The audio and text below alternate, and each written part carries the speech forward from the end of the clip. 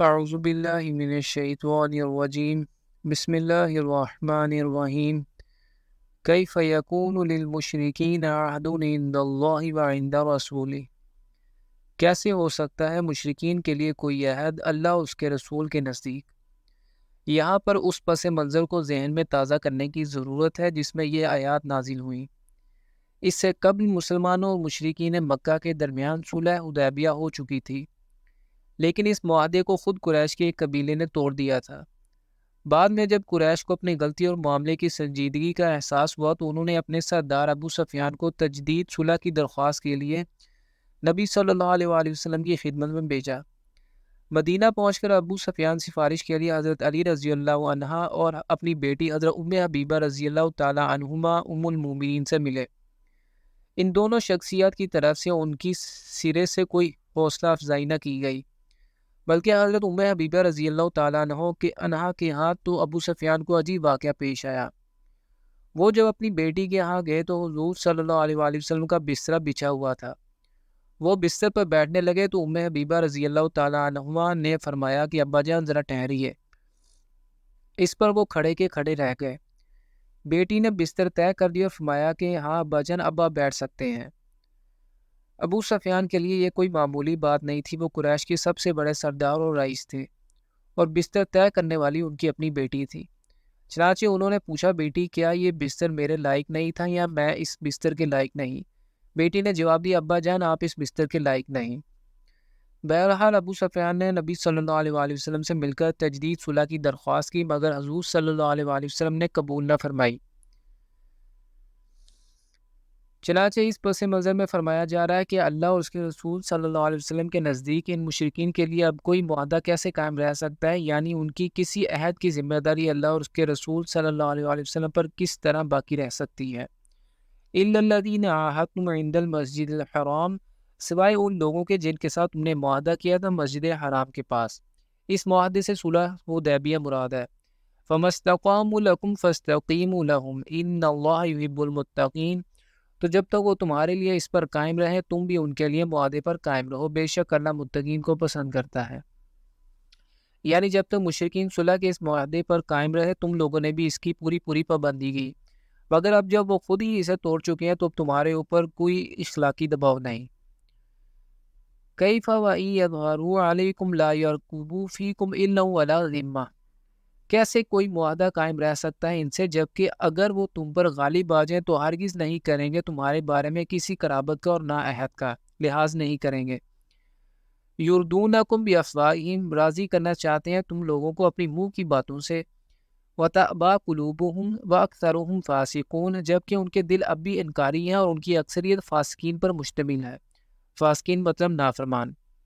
اشتروا بآیات اللہ ثمنا قلیلا، انہوں نے اللہ کی آیات کو فروخت کیا حقیر سی قیمت کے عوض۔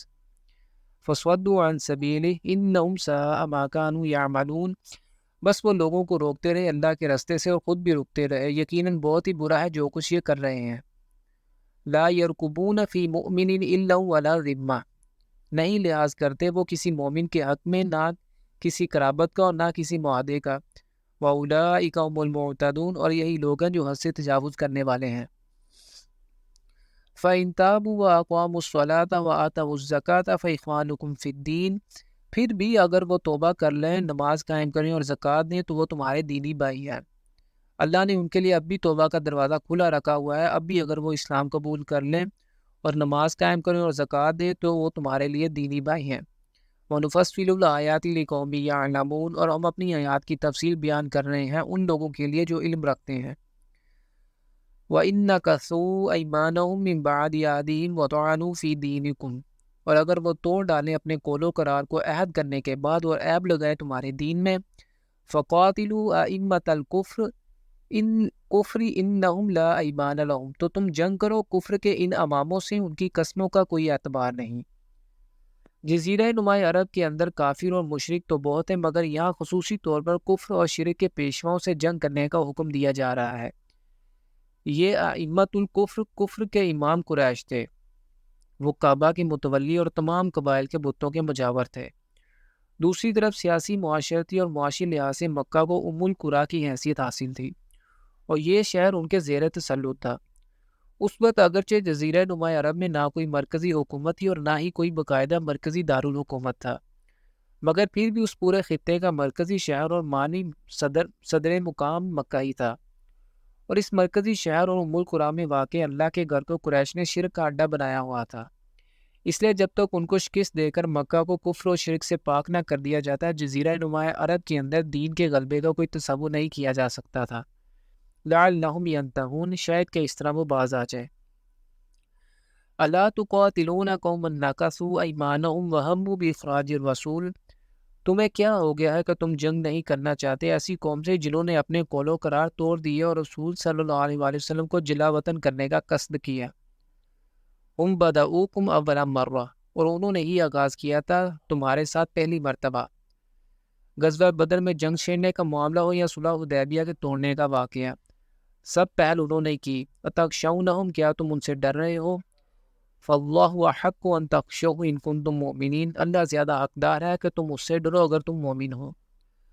قاتلوہم یعذبہم اللہ بایدیکم ویخزیہم وینصرکم علیہم ویشفی صدور قوم مؤمنین، تم ان سے جنگ کرو، اللہ انہیں عذاب دے گا تمہارے ہاتھوں، اور ان کو رسوا کرے گا اور تمہاری مدد کرے گا ان کے مقابلے میں، اور بہت سے اہل ایمان کے سینوں کو ٹھنڈک عطا فرمائے گا۔ وَيُذْهِبُ غَيْظَ قُلُوبِهِمْ، اور ان کے دلوں کے غصے کو نکال دے گا۔ وَيَتُوبُ اللَّهُ عَلَى مَن يَشَاءُ وَاللَّهُ عَلِيمٌ حَكِيمٌ، اور اللہ جس کو چاہے گا توبہ کی توفیق دے گا، اور اللہ جاننے والا حکمت والا ہے۔ ام حسبتم ان تترکوا ولما یعلم اللہ الذین جاہدوا منکم، کیا تم نے گمان کر لیا ہے کہ تم یوں ہی چھوڑ دیے جاؤ گے، حالانکہ ابھی تو اللہ نے یہ دیکھا ہی نہیں کہ تم میں سے کون وہ لوگ ہیں جو جہاد کرنے والے ہیں۔ وَلَمْ يَتَّخِذُوا مِن دُونِ اللَّهِ وَلَا رَسُولِهِ وَلَا الْمُؤْمِنِينَ وَلِيجًا، اور وہ کون ہے جو نہیں رکھتے اللہ اور اس کے رسول صلی اللہ علیہ وآلہ وسلم اور اہل ایمان کے علاوہ کسی کے ساتھ قلبی دوستی کا کوئی تعلق۔ وَاللَّهُ خَبِيرٌ بِمَا تَعْمَلُونَ، اور جو کچھ تم کر رہے ہو اللہ اس سے باخبر ہے۔